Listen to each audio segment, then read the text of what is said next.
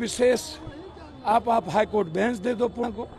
आप उप राजधानी पूर्णिया का मैंने डिमांड किया, आप आए, आपका अभिवादन करें। अरे तेजस्वी जी कौन होते हैं? पप्पू यादव जब एमएलए बना था तो तेजस्वी पैदा नहीं हुए थे। बिहार की राजनीति को कोई आसानी से समझ ले ना बाबा ना, बड़ा मुश्किल काम है। टेढ़ी खीर है, इसको आसानी से समझ में आ जाए यह आसान उतना नहीं है। सिर्फ बिहारी ही बिहार के लोगों को अच्छे तरह से समझ पाते हैं, बाकी देश दुनिया तो अपने कहते हैं सीसीटीवी और स्कैनर लगा के चुपचाप देखते रहते हैं कि बिहार के नेता अब क्या करने वाले हैं, आने वाले चुनाव में कब किसके साथ कैसे मिल जाएंगे, कौन किस मंच को साझा कर लेगा, कौन किसके साथ हाथ मिला लेगा।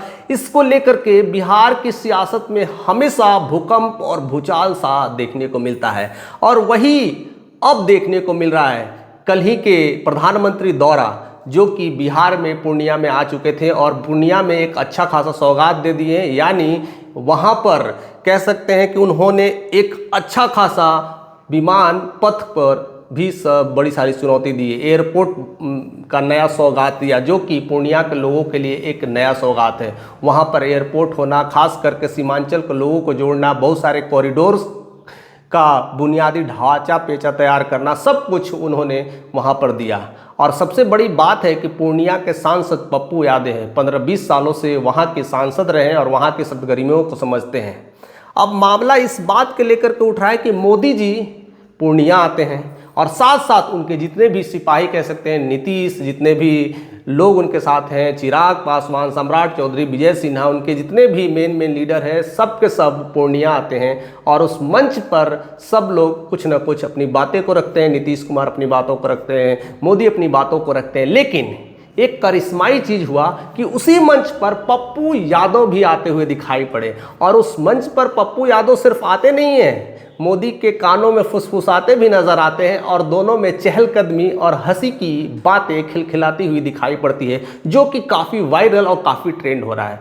और वायरल होने की सबसे बड़ी वजह है कि ये वही पप्पू यादव है जिन्हें जब बिहार बदलाव यात्रा हुआ था, जब बिहार बंद हुआ था, उस समय पप्पू यादव को वहाँ पर स्टेज पर चढ़ने नहीं दिया गया था, जबकि वहाँ पर तेजस्वी यादव और कह सकते हैं कि हमारे राहुल जी थे और उस मंच पर वो चढ़ने के प्रयास कर रहे थे, लेकिन एक सुरक्षाकर्मी या कह सकते हैं उनके बॉडीगार्ड है, उनको उतार दिया था और फिसल के गिर गए थे।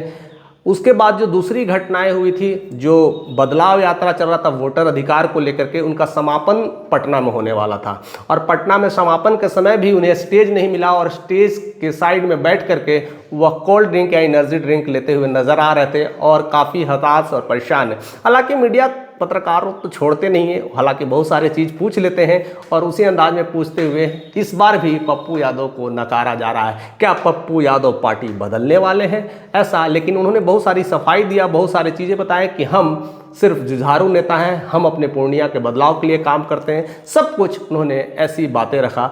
लेकिन मन में तो ज़रूर तकलीफ़ होती होगी जब ऐसे बड़े नेता को मंच से उतार दिया जाए, मंच से दूर कर दिया जाए, तो उन्हें बुरा लगता होगा।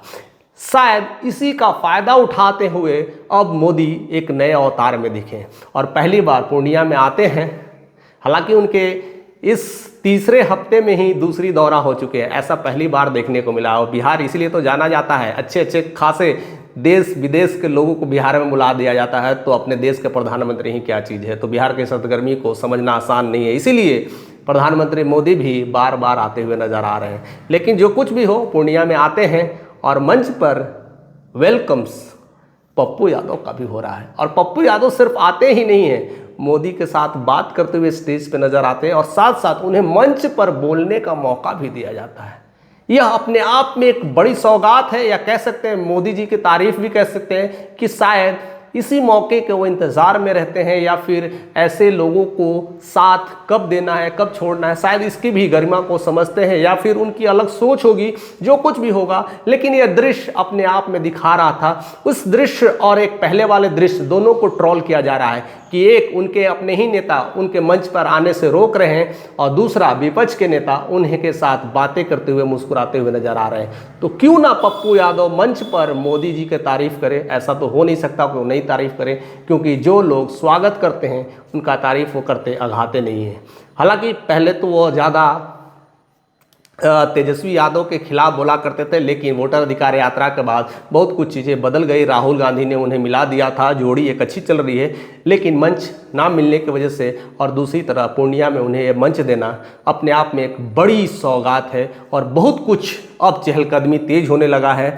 राहुल के मंच पर पप्पू यादव को धक्का दिया गया और मोदी के मंच पर स्वागत किया गया। ऐसे ऐसे कई सारे लाइन काफ़ी ट्रेंड हो रहे हैं। मोदी कह सकते ना, उधर राहुल चित मोदी उठ, ऐसा ऐसा कई सारे ट्रेंड दिया जा रहा है। मोदी ने कहते पप्पू यादव को सम्मान दिया, वही उनके अपने दलों ने उन्हें नकारा। ऐसे तमाम चीज़ें हाईलाइट हो रही है और होना भी चाहिए, और पॉलिटिक्स में ये सब कुछ देखने को मिलता है। हालांकि पप्पू यादव सिर्फ वहीं तक चुप नहीं रहे, मंच पर भी दहाड़ते हुए नजर आए और साथ साथ वहां पर पूर्णिया में लोगों को खीर बांटते हुए नजर आए। दिल खोल करके लोगों को खीर खिलाया। कहते हैं कि हमारे पूर्णिया में एयरपोर्ट शुरू होने जा रहा है, जो कि हमने कई सालों से परिश्रम किया था, मेहनत किया था।